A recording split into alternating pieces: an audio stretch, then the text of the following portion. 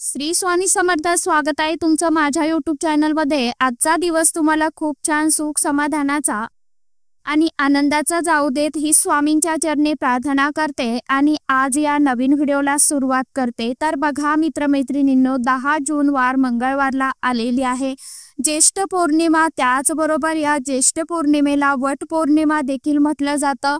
वट पौर्णिमा ही साजरी केली जाते आपल्या हिंदू धर्मात। वट पौर्णिमा हा सण महिला मोठ्या आनंदाने उत्साहाने साजरा करतात। ज्येष्ठ महिन्यात येणारी पौर्णिमा तिथी हा दिवस वट पौर्णिमा म्हणून साजरा केला जात असतो।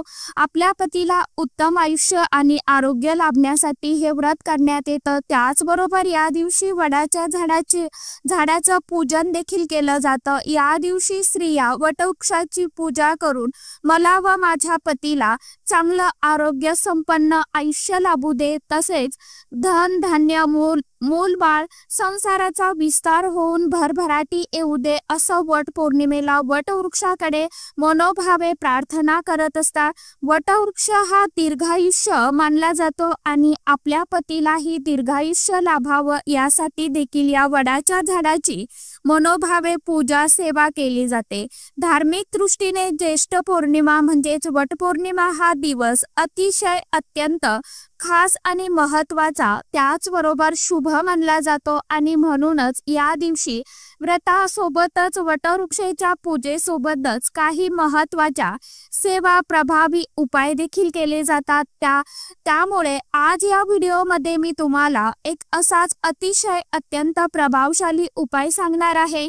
मंगळवारी वटपौर्णिमेला तुम्ही व्रत नाही केलं तरी देखील चालेल, परंतु घरात आपल्याला एका झाडाचं मूळ जे आहे तर ते मूळ आणायचं आहे।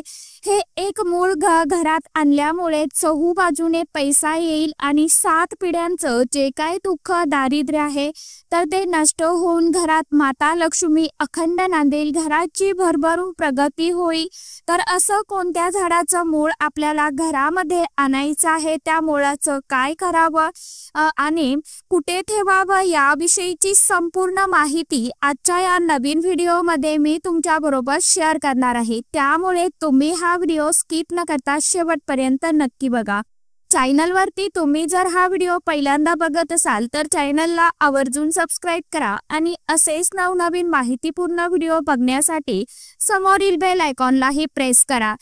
त्यामुळे मी जेव्हा कधी नवीन व्हिडिओ अपलोड करेल तर सर्वात अगोदर त्याचं नोटिफिकेशन तुम्हाला मिळेल आणि तुम्ही एकही व्हिडिओ मिस करणार नाही। तर आपल्याला हा जो उपाय आहे मित्रमैत्रिणींनो, तर वट पौर्णिमेच्या दिवशी करायचा आहे। सकाळपासून ते संध्याकाळपर्यंत तुम्हाला जेव्हा कधी वेळ मिळेल, जेव्हा शक्य होईल त्या वेळेमध्ये तुम्ही हा एका झाडाचं मूळ जे आहे तर ते आपल्या घरामध्ये आणायचं आहे। जर तुमच्या घरामध्ये माता लक्ष्मी स्थिर राहत नसेल, त्याचबरोबर आलेला पैसा हा काही ना काही कोणत्या ना कोणत्या कारणाने घरातून निघून जात असेल, म्हणजेच काय तर खर्च होत असेल, कारण बऱ्याच वेळा आपल्याकडे खूप पैसा येतो, आपली इच्छा नसतानाही आपल्या हातून घरातून जास्त प्रमाणामध्ये पैसा खर्च होतो। काही ना काही कारणाने पैसा हा घरातून निघून जातो, म्हणजेच काय तर माता लक्ष्मी आपल्यावरती प्रसन्न आहे परंतु आपल्याकडे ती स्थिर नाही।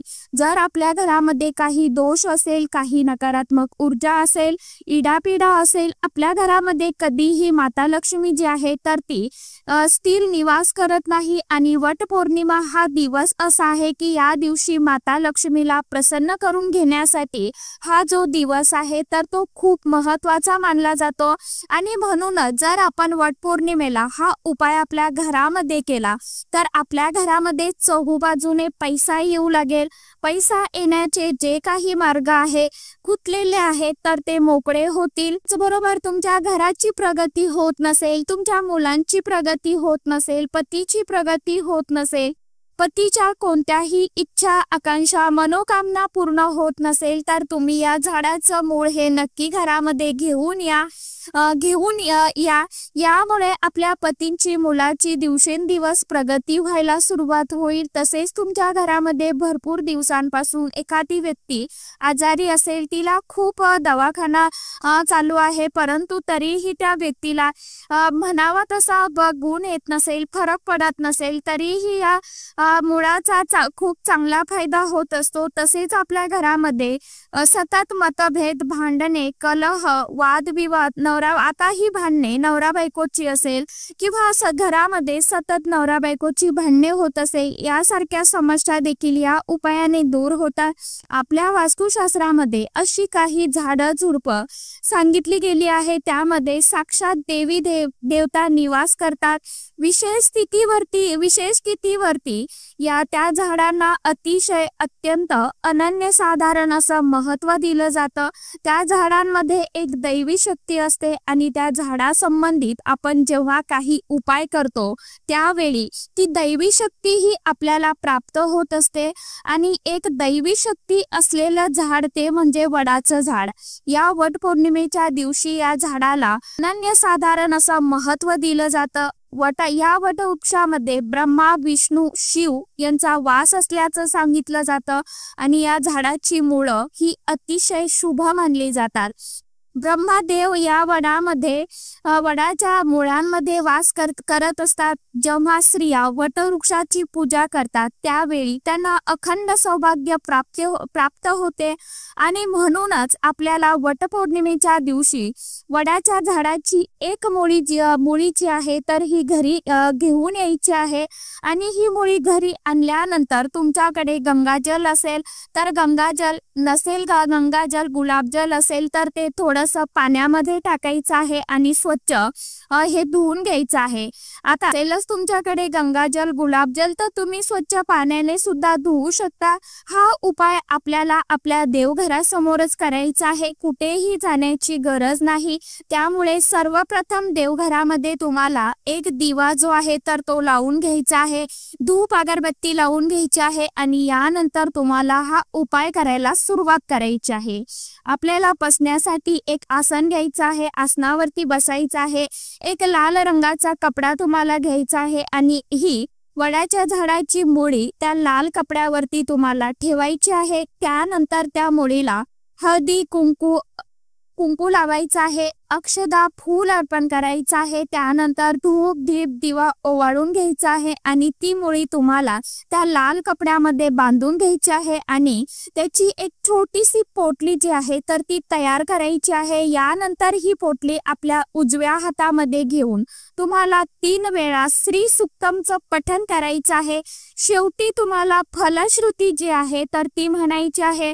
दोन्ही हात जोडून तुमची जी काही इच्छा असेल, मनोकामना आहे, ज्या काही अडचणी असेल तर त्या दूर होण्यासाठी माता लक्ष्मीला तुम्हाला मनोभावे प्रार्थना करायची आहे। यानंतर काही वेळासाठी ती मुळी म्हणजेच ती पोटली तशीच तुमच्या देवघरामध्ये ठेवायची आहे आणि यानंतर संध्याकाळच्या वेळेमध्ये तुम्हाला ती मुळी त्या लाल कपड्यासहित तुमच्या देवघरातून अलगद तुम्हाला उचलून घ्यायची आहे आणि तुमच्या घराचा जो मुख्य मेन दरवाजा आहे तर त्या दरवाजावरती तुम्हाला बांधायची आहे।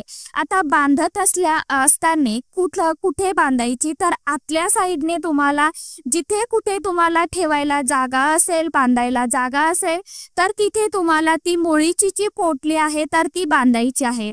आपल्या घराचा मुख्य दरवाजा आहे, आपल्या घराचं सर्वस्व असतो, तिथूनच सकारात्मक ऊर्जा, नकारात्मक ऊर्जा, माता लक्ष्मी, अलक्ष्मी, इडापिडा, दरिद्रता या सर्व गोष्टी तिथूनच प्रवेश करत असतात। आणि जेव्हा अशी मुळी आपण तिथे बांधतो त्यावेळी वाईट गोष्टी आपल्या घरापासून दूर राहतात आणि घरामध्ये जास्त सकारात्मक ऊर्जा ही ऍक्टिव्ह होत असते। यामुळे आपल्या कुटुंबाची प्रगती व्हायला सुरुवात होते आणि घरातील सर्व दोष जे आहेत तर ते देखील नष्ट होतात। जर तिथे तुम्हाला ठेवणं शक्य नसेल तर मग ही मुळी तुम्हाला तुमच्या तिजोरीमध्ये, कपाटामध्ये, जिथे कुठे तुम्ही पैसे ठेवत असाल, दागिने ठेवत असाल, जर तुमचा एखादा एखादा व्यवसाय असेल, जसं की छोटंसं दुकान असेल, तर तिथल्या गल्ल्यामध्ये तिजोरीमध्ये सुद्धा तुम्ही ही जी पोटली आहे तर ती ठेवू शकता। तर अशा पद्धतीने तुम्हाला या वडाच्या झाडाचा मुळांचा एक अतिशय अत्यंत प्रभावी असा उपाय जो आहे तर तो करायचा आहे। जर तुमच्या घरामध्ये खूप दिवसांपासून एखादी व्यक्ती आजारी असेल, तुम्हाला या दिवशी वडाच्या झाडाची मुळे आणायची आहे, ती स्वच्छ करून तुम्हाला आजारी व्यक्तीच्या उशाखाली ठेवायची आहे आणि 3 वेळा तुम्हाला हनुमान चालीसाचं पठण करायचं आहे। असं केल्याने व्यक्तीच्या तब्येतीमध्ये बरीचशी सुधारणा होईल आणि व्यक्ती हळूहळू बरा व्हायला सुरुवात व्हायला लागेल।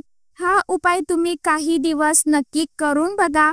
या उपायाने तुम्हाला गुण दिसून येईल। अशा पद्धतीने तुम्हाला हे दोन्ही जे उपाय आहे तर ते वटपौर्णिमेच्या दिवशी करायचे आहे। ज्यांना सकाळी शक्य झालं त्यांनी सकाळी करा, ज्यांना नाही शक्य झालं त्यांनी दिवसभरामध्ये केव्हाही हा उपाय केला तरी देखील चालणार आहे। फक्त मूळ आपल्याला काढताना वडाच्या झाडाची आपल्याला सर्वात अगोदर माफी मागायची आहे की मी या माझ्या समस्येसाठी हे तुमचं थोडंसं मूळ घेत आहे, अशी तुम्हाला प्रार्थना करायची आहे आणि त्यानंतर अगदी थोडीशी मुळी जी आहे तर ती तुम्हाला काढायची आहे आणि घरी आणल्यानंतर सांगितल्याप्रमाणे त्याचे उपाय जे आहेत तर ते करायचे आहेत। तर चला, आजच्या व्हिडिओमध्ये इतकीच माहिती होती। कशी वाटली नक्की सांगा। व्हिडिओ आवडला तर चॅनलला आवर्जून लाईक, शेअर, सबस्क्राईब जरूर करा। परत भेटूया नवीन माहितीसोबत, नवीन व्हिडिओसोबत। तोपर्यंत सर्व माझ्या यूट्यूब परिवाराला श्री स्वामी समर्थ।